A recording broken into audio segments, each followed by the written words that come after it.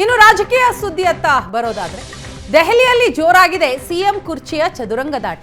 ನಿನ್ನೆ ರಾಹುಲ್ ಗಾಂಧಿ ಅವರನ್ನ ಭೇಟಿಯಾದರು ಸಿಎಂ ಸಿದ್ದರಾಮಯ್ಯ. ರಾಜ್ಯದಲ್ಲಾದಂತಹ ವಿದ್ಯಮಾನ,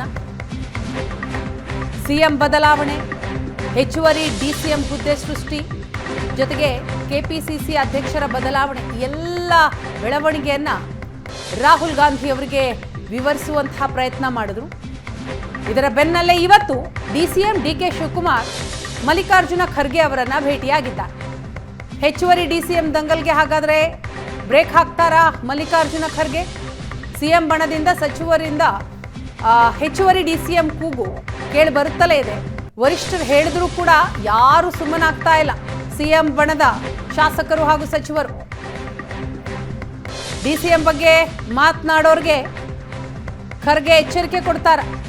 ಶಾಸಕರಿಗೆ ವಾರ್ನಿಂಗ್ ಕೊಡುವಂತೆ ಡಿಕೆ ಶಿವಕುಮಾರ್ ಮನವಿ ಮಾಡಿದ್ದಾರೆ, ಆಗ್ರಹಿಸಿದ್ದಾರೆ ಎನ್ನುವಂತಹ ಮಾಹಿತಿಗಳಿದೆ. ಖರ್ಗೆ ಅವರ ಜೊತೆ 30 ನಿಮಿಷ ಚರ್ಚೆಯನ್ನ ಮಾಡಿದ್ರು ಡಿಕೆ ಶಿವಕುಮಾರ್.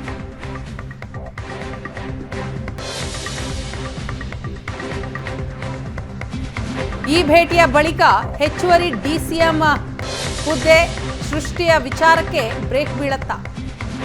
ಈಗ ಹೈಕಮಾಂಡ್ ಅಂಗಳದಲ್ಲಿ ಡಿಸಿಎಂ ಕೆಪಿಸಿಸಿ ಚೆಂಡು. ಹೆಚ್ಚುವರಿ ಡಿಸಿಎಂ ಇಲ್ಲ ಅಂತ ರಾಜ್ಯ ನಾಯಕರಿಗೆ ಸಂದೇಶ ರವಾನೆ ಆಗುತ್ತಾ? ಹೆಚ್ಚುವರಿ ಡಿಸಿಎಂ ಇಲ್ಲ, ಆದರೆ ಅಧ್ಯಕ್ಷರ ಬದಲಾವಣೆ ಫಿಕ್ಸ್. ದೆಹಲಿಯಲ್ಲಿ ಕೆಪಿಸಿಸಿ ಅಧ್ಯಕ್ಷರ ಬದಲಾವಣೆಯ ಕುರಿತಾಗಿ ಚರ್ಚೆ.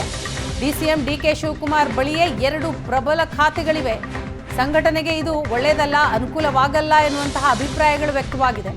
ಅಧ್ಯಕ್ಷರ ಬದಲು ಮಾಡಿದ್ರೆ ಉತ್ತಮ ಎನ್ನುವುದು ರಾಜ್ಯ ನಾಯಕರ ಅಭಿಪ್ರಾಯ. ರಾಜ್ಯ ನಾಯಕರಿಂದ ಹೈಕಮಾಂಡ್ ನಾಯಕರಿಗೆ ಈಗ ವರದಿ ತಲುಪಿದೆ. ಕೆಪಿಸಿಸಿಗೆ ಹೊಸ ಸಾರಥಿ ನೀಡುವ ಕುರಿತಾಗಿ ಹೈಕಮಾಂಡ್ ಕೂಡ ಯೋಚಿಸ್ತಾ ಇದೆ. ಪಂಚಾಯತ್ ಚುನಾವಣೆವರೆಗೂ ಅಧ್ಯಕ್ಷನಾಗಿ ಇರುವೆ, ಹೈಕಮಾಂಡ್ ಮುಂದೆ ತಮ್ಮ ಅಭಿಪ್ರಾಯವನ್ನ ಡಿಕೆ ಶಿವಕುಮಾರ್ ಅವರು ಹೇಳಿದ್ದಾರೆ ಅನ್ನೋ ಮಾಹಿತಿ ಇದೆ.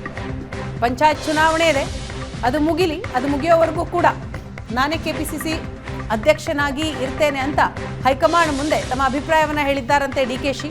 ಪಂಚಾಯತ್ ಚುನಾವಣೆಯ ಬಳಿಕ ಕೆಪಿಸಿಸಿಗೆ ಹೊಸ ಸಾರಥಿನ ಹಾಗಾದ್ರೆ ನೂತನ ಅಧ್ಯಕ್ಷರ ಆಯ್ಕೆ ಆದರೆ ಆಂತರಿಕ ಸಮಸ್ಯೆಗೆ ಬ್ರೇಕ್ ಬೀಳತ್ತೆ ಅನ್ನೋದು ಈಗ ರಾಜ್ಯ ನಾಯಕರ ವಾದ. ದೆಹಲಿ ಭೇಟಿಯ ವೇಳೆ ಅಭಿಪ್ರಾಯವನ್ನ ಹೇಳಿದ್ದಾರೆ ರಾಜ್ಯ ನಾಯಕರು. ರಾಜ್ಯ ನಾಯಕರ ಮಾತಿಗೆ ಬಹುತೇಕ ಮನ್ನಣೆ ಸಿಗುವ ಸಾಧ್ಯತೆಯೂ ಇದೆ ಅಂತ ಹೇಳಲಾಗ್ತಾ ಇದೆ.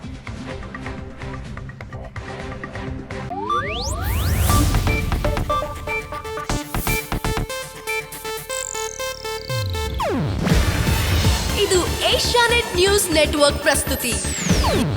ನೀವು ನೋಡ್ತಿದ್ದೀರಾ ಏಷ್ಯಾನೆಟ್ ಸುವರ್ಣ ನ್ಯೂಸ್.